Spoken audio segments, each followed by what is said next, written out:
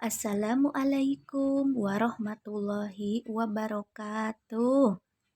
Wilujeng enjing barudak sadayana kumaha dararamang. Mudah-mudahan dina dinten ieu urang sadayana dipaparinan kasehatan.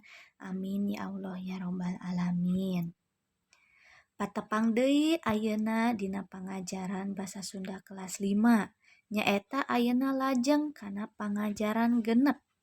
Perkawis miara lingkungan atau memelihara lingkungan. Lajeng dina pangajaran genep ieu hideep bakal diajar perkawis sajak.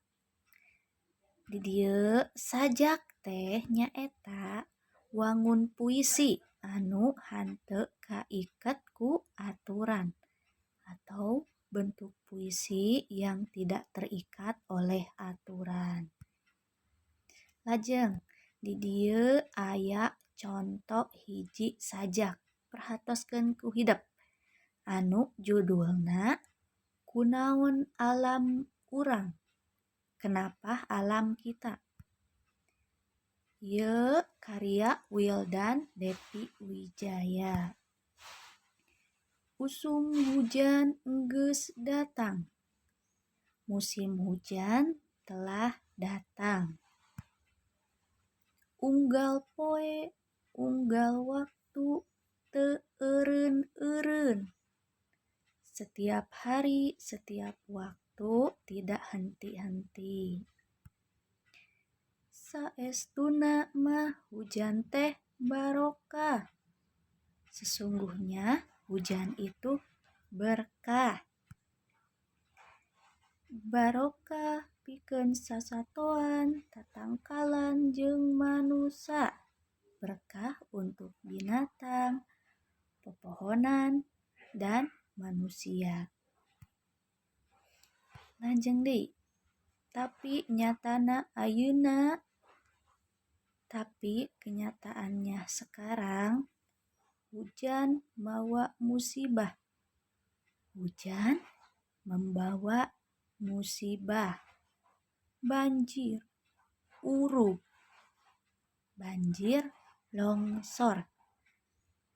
Kejadian di mana-mana. Kejadian di mana-mana. Rek teu banjir kumaha? Bagaimana tidak banjir? Rek teu urug kumaha? Bagaimana tidak longsor?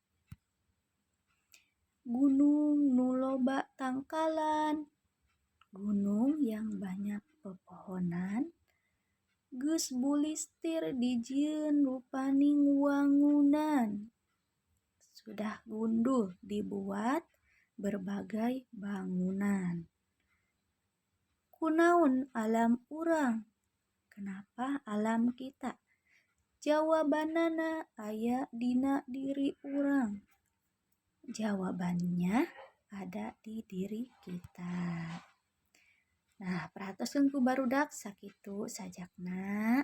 Hatur nuhun, tetep semangat dina diajarna. Wassalamualaikum warahmatullahi wabarakatuh.